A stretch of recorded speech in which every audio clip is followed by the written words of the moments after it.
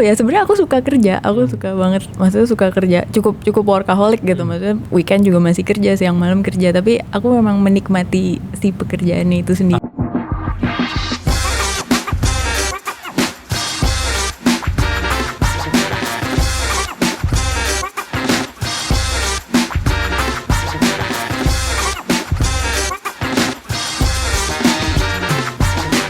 What time is it? It's taking out time. Oke, ngomong-ngomong mengenai ambisi nih, mungkin kita nggak bisa jauh-jauh dari yang namanya hustle, ya. Nah, belakangan ini kita mungkin sering dengar istilah hustle culture ya, istilahnya untuk ini gitu. Nah, kalau menurut Mbak Isa dulu nih, kira-kira gitu, bagaimana melihat hustle culture sekarang ini gitu? Apa ya, aku nggak terlalu setuju sebenarnya sama hustle culture ini kalau memang nggak tahu, aku kayak ini pendapat pribadi aja, karena aku merasa sekarang nih semua orang, nggak semua tapi banyak orang kayak akhirnya goalnya tuh financial aja gitu. Tapi menurutku kayak being ambitious gitu nggak cuman soal kita ngejar goalnya tuh bukan cuman financial, tapi lebih ke personal achievement mungkin ya.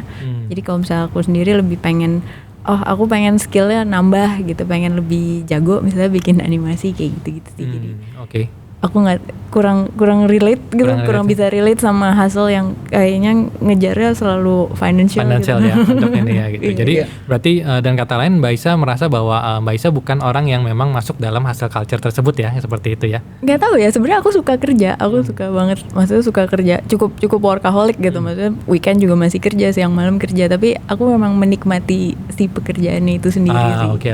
Gitu. Ya mungkin dari sudut pandang yang orang-orang akhirnya mengorbankan mental health mereka ya. Jadi bahkan kesehatan fisik mereka juga untuk hustle culture ini. Dan mungkin sering terdengar juga ya bahwa mungkin dari beberapa culture di China misalnya, mereka punya istilah 996 gitu. Jadi kerja dari jam 9 pagi sampai jam 9 malam 6 hari seminggu begitu.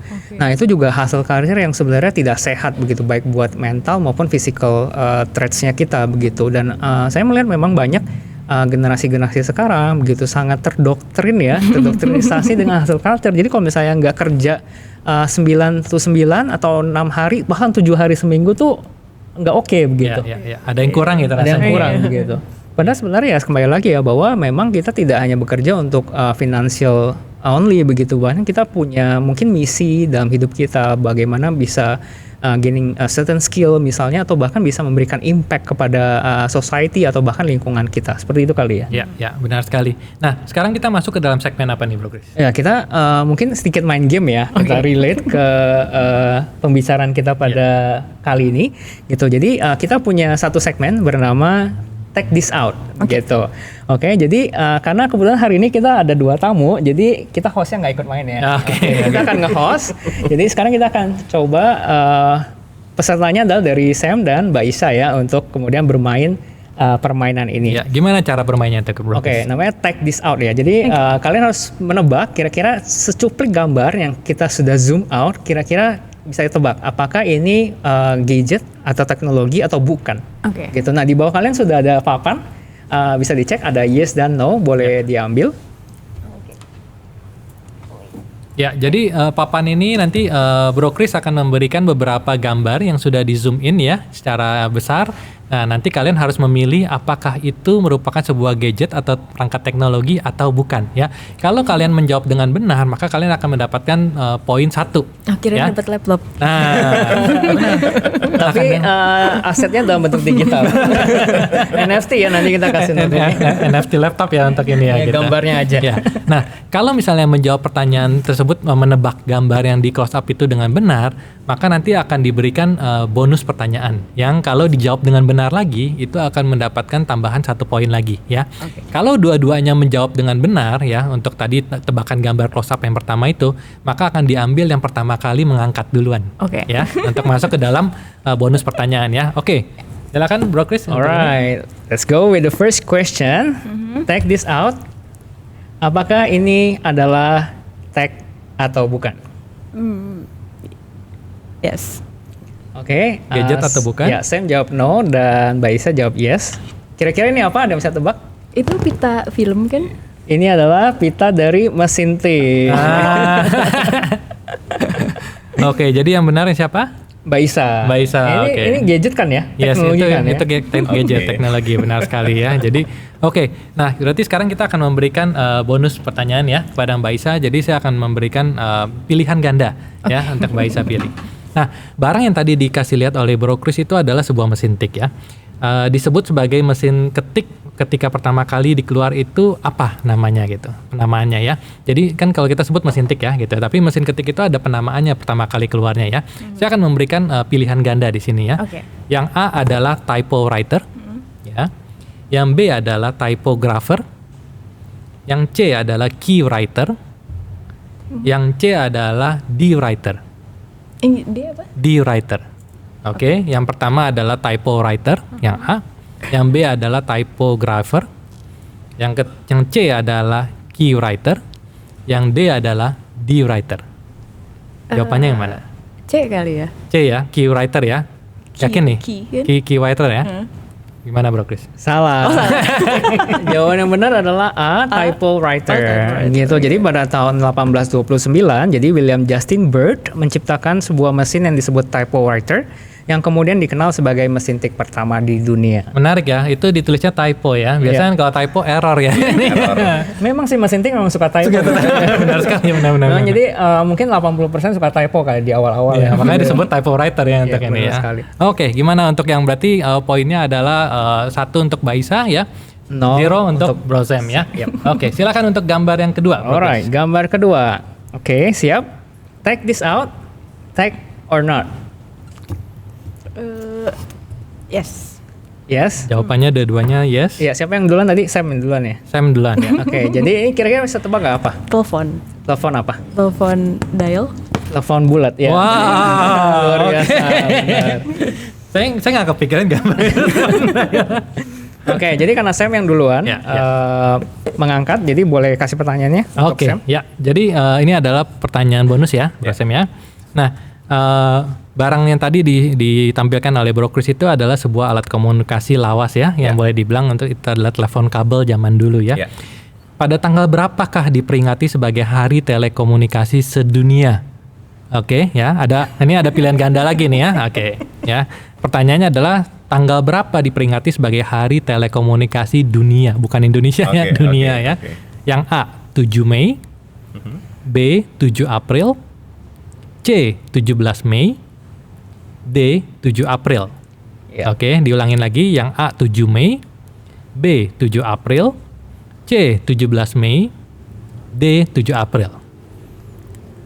Gila nih kayak cenayang banget ya. Iya. Benar-benar harus pakai intuisi tingkat iya, tinggi. iya. Ini mesti dipikirin dulu baik-baik nih. Iya. Kayaknya sih 7 April ya. 7 April, yakin ya? Yang 7 April itu adalah jawaban yang D ya? Iya. 7 April. Mau hitung kancing dulu nggak? Nggak usah ya. Gimana Bro Chris? Oke, jawaban yang benar adalah 7 April. Jadi jawabannya B yang benar. 7 April. Yang benar adalah 17 sorry. 17 Mei. Sorry, 17 17 Mei. Yang benar adalah C 17 Mei, yaitu Hari Telekomunikasi dan Informasi Masyarakat Sedunia. Itu dirayakan setiap tahunnya sejak 17 Mei 1969.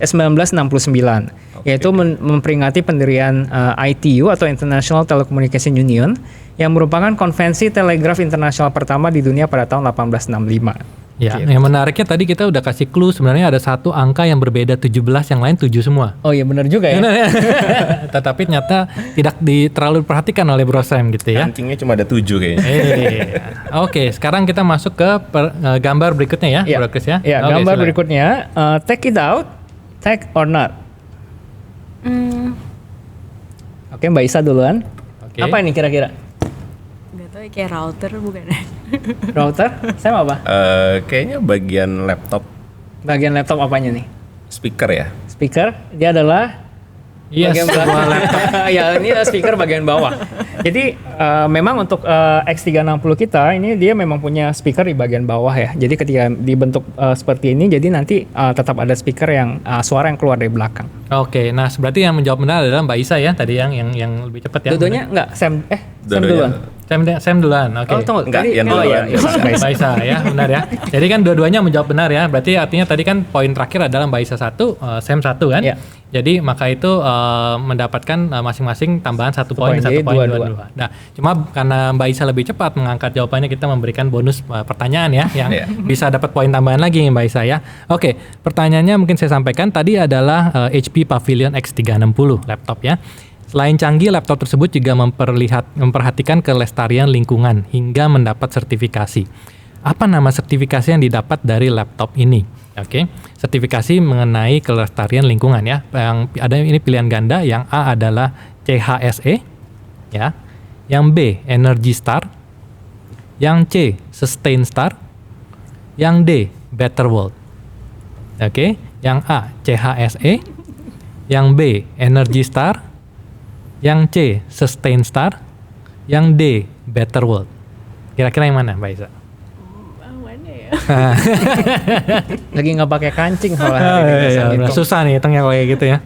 Apa ya? Kira-kira. CHSE deh. CHSE. Gimana Bro Chris kalau CHSE? Salah, jawabannya Salah. adalah Energy Star. Energy Oke. Star. Iya. Kenapa Energy Star? Jadi SP Pavilion X360 ini telah bersertifikasi Energy Star dan terdapat EPIT Gold, kemudian menggunakan plastik daur ulang bekas konsumen yang berkelanjutan dan menumpuk di laut. Oke. Nah, oke, jadi berarti skornya adalah sekarang berarti ini ya. Berarti 3-2 ya untuk Ya. Mbak Isa 3, Sam 2 ya untuk ini ya. Enggak dong, sama-sama dua Oh, dong. sama-sama 2. Kan salah Ah tadi. ya, udah salah ya. Berarti Iya. sama-sama 2. Oke, seri nih berarti nih. Oke. Nah, sekarang kita masuk ke gambar yang berikutnya ya. Ya. Oke, gua akan memberikan 2 gambar terakhir nih ya untuk ini. Nah, oke, apakah ini sebuah gadget teknologi atau bukan? Apakah ini sebuah gadget teknologi atau bukan? Oke, silakan siap-siap diangkat. 3, 2, 1. Yes aja deh. Yes? Oke. Oke. Si Sam duluan ya. Oke, Lebih Sam cepat. duluan ya. Oke, ini adalah sebuah radio. Radio. Ya, oke, sebuah radio. Jadi benar sekali ya jawabannya ya. Jadi masing-masing mendapatkan 1 poin dan 1 poin lagi ya. Tapi karena Bro Sam itu lebih cepat, maka mendapatkan bonus pertanyaan. Oke. Silakan Bro Chris. Pertanyaannya adalah barang di atas adalah suatu radio. Jadi apakah nama stasiun radio tertua di Indonesia? Oke. A. Prambors, B. Hard Rock, C. Bataviase Radio Vereniging, kemudian D adalah Radio SK. Oh. Oke, saya ulang ya. A. Prambors, B. Hard Rock, C. Bataviase Radio Vereniging, D. Radio SK. Saya nggak tahu nih gimana bacanya. Mohon maaf ya kalau salah pengucapan. Kayaknya sih Batavia kayaknya ya. Batavia. Berbau-bau Belanda gitu kan gitu waktu ya. kita. Gimana, Franz? Oke, jawabannya adalah benar ya. Iya. Oke, jadi untuk siaran radio pertama di Indonesia waktu itu bernama Nederland Indie atau Hindia Belanda ya. Ialah Bataviase Radio Vereniging atau disingkat BRV. Lebih gampang BRV ya daripada kita ngomong ininya ya. Jadi di Batavia, Jakarta Tempo dulu yang resminya didirikan pada tanggal 16 Juni 1925. Jadi 5 tahun setelah Amerika Serikat, 3 tahun setelah di Inggris dan Uni Soviet. Jadi istilahnya nggak lama setelah di negara-negara maju itu meluncurkan, istilahnya Indonesia juga memiliki stasiun radio pertama kali ya untuk Ya, ini. ya. Sekarang adalah gambar terakhir dan ini double point. Ya, oke, ini double point nih. Jadi siapapun yang bisa menjawab benar akan dapat 2 poin langsung ya Oke. instead of 1 ya. Oke. Oke, last question. Gambar ini apakah sebuah gadget, teknologi atau bukan? Apakah sebuah gadget, teknologi atau bukan? Oke, ya, siap-siap ya. 3, 2, 1. Yes aja deh. Iya jadi. Tebak-tebak bergambar nih. Iya nih. Angkatnya bareng lagi loh. Iya, angkatnya bareng nih gitu. Jawabannya adalah yes, it's a headset Oke. HP HyperX ya untuk ini ya gitu. Oke. Nah, Kita cepat-cepatan aja nih. oke. Oke ya. Jadi sekarang kan skornya jadi 5 sama 4. Nah, jadi yang jawab duluan dan benar langsung jadi dapat 2 pemenang. poin. Iya, Yes, iya. jawab benar ya. Iya, iya, Oke. iya. Oke, silakan Bro Chris untuk memberikan pertanyaannya. Oke, biar seru kalau misalnya benar dapat 2, kalau salah minus 1. Siapapun Oke. yang jawab benar, oh iya, Iya oke, kan, oke, iya oke, kan. oke, Oke ya, jadi benar plus 1, plus 2, kalau salah minus 1. Oke, jadi barang di atas adalah HyperX Cloud Stinger Core sebagai sebuah gaming headset. pertanyaannya adalah, pada tahun berapa terdapat teknologi pengurangan gangguan suara untuk melindungi pendengaran pilot dari kebisingan? Oke, sekali lagi. Pada tahun berapa terdapat teknologi pengurangan gangguan suara untuk melindungi pendengaran pilot dari kebisingan, terutama dari suara mesin pesawat yang begitu kencang? Oke. Yang pertama adalah A, 1980, B, 1986, C, 1990, atau D, tahun 2000. Sekali lagi, A, 1980, B, 1986, C, 1990, atau D, 2000. Nah, boleh silakan tebak-tebak kancing kalau Angkat tangan kalau mau jawab. Ayo. Coba Iya.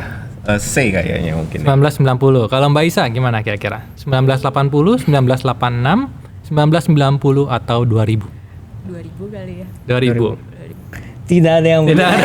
Sayang sekali. Oke, pada tahun 1986 terdapat teknologi pengurangan gangguan suara 1986 ya, Oke. dengan mengembangkan earphone untuk melindungi pendengaran pilot dari kebisingan di first non-stop around the world flight ya. Iya. Jadi itu adalah di tahun 1986. Jadi untuk pemenangnya siapa? Ini berarti -1 dan -1 ya. Iya. Nah, jadi tetap Bro Sam yang menjadi pemenang Iya, kali ini. selamat sekali Bro Sam. Anda layak Terima sebagai Pemenang notebook tapi dalam bentuk NFT. Mana tahu nanti nggak bisa naik harganya Iya. kan. Bisa. Tentunya ya untuk ini gitu. Oke, nah itu adalah beberapa istilahnya sesi kita untuk yang menarik ya, untuk istilah kita untuk ice breaking juga, untuk memberikan games dan memberikan wawasan yang baru ya. Nah, seperti di episode-episode kita sebelumnya, jadi kita juga akan bagi hadiah bagi penonton kita dimanapun kalian berada. Dan kali ini pada episode ini kita juga akan memberikan sebuah giveaway hadiah berupa satu headset HyperX ya untuk kalian yang memberikan komentar terbaik yang ada di kolom komen di bawah ini ya. Nah, di akhir series ini juga akan ada satu buah unit laptop HP ProBook ya yang bisa diberikan, yang bisa Anda dapatkan ya apabila Anda juga bisa menjawab pertanyaan ini. Pertanyaannya adalah, kenapa kita harus lebih berambisius untuk mendorong karya-karya kreatif Indonesia untuk mendunia? Ya, pertanyaannya diulang. Kenapa kita harus lebih berambisius untuk mendorong karya-karya kreatif Indonesia untuk mendunia ya. Jadi jangan lupa untuk memberikan jawaban kalian yang semenarik mungkin, dan tentunya kalian berkesempatan untuk mendapatkan berbagai macam hadiah menarik dari HP. Ya, baik. Mungkin kita coba kasih satu referensi jawaban dulu untuk para penonton di rumah. Ya. Jadi mungkin setiap kita nanti boleh menyampaikan pendapatnya, kira-kira mengapa sih kita harus lebih berambisius untuk mendorong karya-karya kreatif Indonesia supaya lebih global ya, begitu, lebih mendunia. Nah, mungkin dari gua dulu, mungkin gua merasa bahwa Indonesia yang tidak kalah ya, terutama dari karya-karya seninya begitu, dan banyak sekali yang bisa diangkat, terutama dari existing art yang sudah kita punya, misalnya dari motif-motif batik. Menurut gua itu adalah satu karya seni tersendiri, Gi. Dan memang banyak sekali artis-artis Indonesia kemudian memakai pola-pola seperti itu, misalnya bahkan batik aja banyak banget ini polanya gitu ya. Ada batik Jawa, kemudian ada batik Sumatera, ada batik Bali begitu, dan banyak sekali mungkin kebudayaan kita yang bisa kita perkenalkan ke dunia, sehingga mungkin tidak berusaha diklaim sama negara lain kali ya. Benar.